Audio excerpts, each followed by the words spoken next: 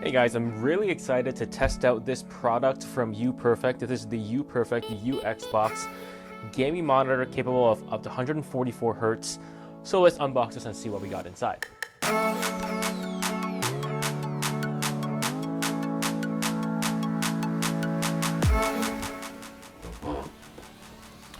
Okay, so here we have the, oh, that's a very big screen. It's it's an 18-inch screen. So as you can see, it's very large. I'm gonna put this aside and see what else we have inside the box first. And here we have a user manual, which will come in useful because there will be some information that we need to know. Here it comes with a portable monitor, power adapter, user guide, and three cables. So I'll look through this later and we'll look through the rest of the stuff then. All right, so this must be the power adapter. Let's see what it's capable of. So this power adapter is fairly cheaply made, but it is capable of 30 watts. It's capable of 30 watts, so that's actually not bad. I'm gonna put this back for now because I do have other chargers, so I can use those. And then we have three cables here. These look pretty generic, but you have your USB-C to USB-C, HDMI to mini HDMI, and then another USB-C to USB-C cable. So let's look at the tablet and see what we got. All right, so this is the other thing I wanted to unbox before we move on to look at the actual screen itself. This is a optional accessory. It's a portable monitor stand. So as you can see, I open it up. I have this instruction manual on how to use it. And inside we have the actual monitor stand. There are some tools in here. There is a wrench and an Allen key. And then over here we have the actual stand itself. Yeah, you know what? Let's take a look at what we got. All right, so this thing right here, how you got to do it is you got to place it on a flat surface, and then you got to pull the gaskets are really tight on here, or the things, which is good, which means that it won't actually move very much. You can see there's basically no movement, and in order to move it, you actually got to use a lot of strength, like this. And then if you want to move it up, you got to pull it up, which is not easy, but you just gotta pull it up like that. Yeah, it's definitely not easy to do, but that goes to show you that this thing is nice and sturdy. This thing won't move once you have it nice and up. All right, let's take this thing out of the plastic, and I gotta say that is a very, very thin device. And actually, there's a screen protector here as well, which I will remove. Okay, we'll put that aside as well. And yeah, this is the actual screen. Nice. Let's look at what we have on the back, which is most likely going to be the kickstand. So the kickstand is over here. Not bad. It's quite sturdy. And let's give you a quick look at the ports here. So on this side, we have the micro HDMI or mini HDMI, and then we have the USB-C and the USB-C connector here. And then on this side, we have the power button. We also have your, I guess your menu controller, and then a headphone jack as well. Last thing I want to look at before I pause and test it out is how far this thing goes. So this thing goes pretty far. You can go all the way to, or you can go all the way flat. So it has full articulation. So I'll be excited to see how this works. Okay, I'm gonna go test this out and I'll let you guys know. All right, so this is what the stand looks like with the screen on top of it. Like I said, it's an optional accessory, but actually what you gotta do is, this is the 18-inch screen. As you can see, it's fairly big. However, the thing about this here is that the little kickstand actually blocks your USB port. So what you have to do is you actually have to pop it up like this and put it 180 degrees around, and that will expose your USB port and your buttons, and then you can pop it right on it like so, and there you go. You basically almost have a screen for your laptop or portable device. So it's a very nice, I guess, home dock. So you know, when you're out and you're working, you take this with you, you go somewhere else and work, and then when you come back home, you have this waiting for you, and you just pop this right back on here, and you are ready to go. All right, so I'm gonna take a little bit of time to just go through the functions of the monitor over here. As you can see, I have it plugged in one USB-C cable straight to my ThinkPad over here. This also means that your monitor, if you have a USB-C full function connection and you have, let's say, a laptop, you can run one connection from this to the monitor. You don't need power because the power comes straight from the USB-C. And I think that's actually quite amazing because all you need is this and nothing else. Of course, the downside is that your battery life is gonna drop like crazy. My battery life probably dropped about twice as fast. So instead of having 6 to 7 hours, I got 3 to 4 hours of battery life with something like this. So let's go through the functions quickly. I'm just going to open up this, one of my favorite videos. We're just gonna maximize it. And turn it up to 4K. 1440 actually. We'll do that. And you'll be able to see the difference in color a little bit here as I play with the settings. As you can see, the one on, or the screen is a little bit more yellow. Just gonna pause it right there. A little bit more yellow on the screen over here compared to the ThinkPad, but overall it's still a pretty decent screen.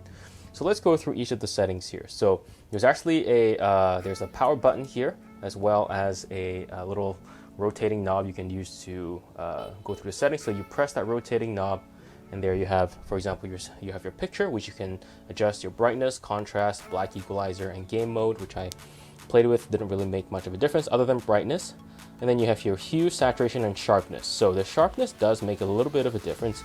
I might have to zoom in here for you to see, but if you take a look, just take a look at the snake's eye right here. You can see that it kind of gets a little bit clearer. So I have to say I like it, so I'm going to leave the sharpness on. And let's keep going. And then we have the information. As you can see, Type-C, right now it's running at 100 Hertz off my laptop. So it is capable of, I believe, 120 Hertz. So that is what it's capable of. But right now, oh, it disappeared. As you can see, it was doing 100 Hertz, and I'll play some games, probably play CSGO after, so you can take a look. And then you have your reset, your auto color and image adjust. And here is quite important, but there's an Ultra HDR mode. Now, I have to say that I am not a fan of this mode because it seems like it's quote unquote it's almost like fake HDR, because the HDR mode actually it actually blows stuff out. So we'll do this. So we'll just enable HDR. So take a look at that. Is it more colorful? Yes, but it kind of oversaturated everything, because now, as you can see, you're losing a lot of detail around this area.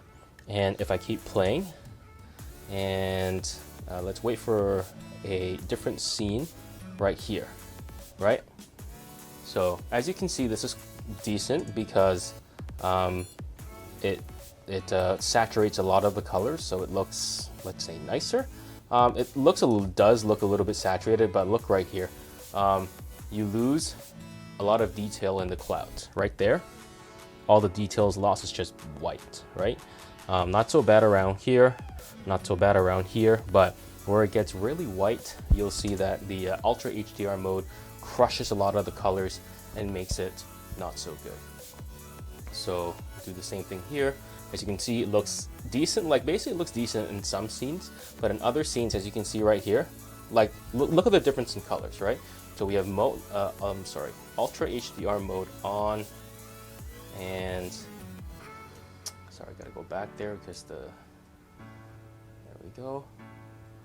Auto. I would say my ThinkPad looks a tiny bit better, but with HDR mode on, it actually looks quite good. The colors, everything's nice and saturated, but right here, just take a look at the amount of detail that's lost, right? Look at the bark, right? Before, you can see the textures in the bark, especially even on my laptop. The moment you hit HDR, all that detail is lost. So as you can see, that is something that you can choose by yourself.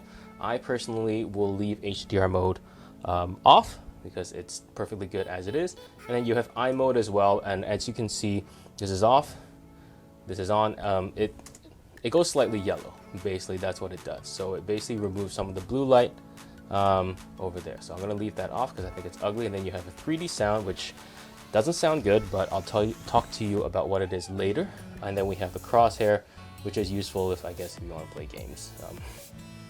Can't really see where the crosshair is though. So yeah, I don't know where it is. It's supposed to show up, but it's not. So we'll keep going through the settings, and then here we have source. You can choose between a USB-C or HDMI source, language, aspect ratio, and volume. So before we keep going to temperature, I'm going to talk a little bit about volume. The volume is not great, and I'm going to show you what I mean now. All right, so the screen actually also has its own speakers, but in my opinion, really shouldn't be using it basically almost at all unless you have a really crappy speakers hooked up. Like, I don't know, your laptop speakers are really bad, or your phone speakers or your tablet speakers are really bad. But this is what it sounds like. All right, so I'm just gonna go here, and right now it's going to be coming from this.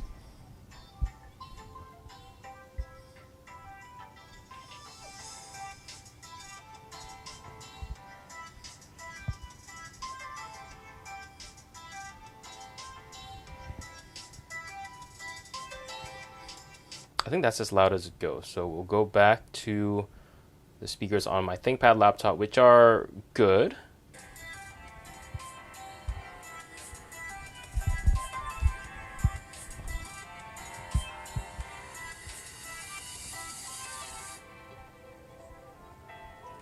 Yeah, as you can hear, the speakers on my ThinkPad are almost twice as loud. That was 50% volume, and it was still louder than the screen.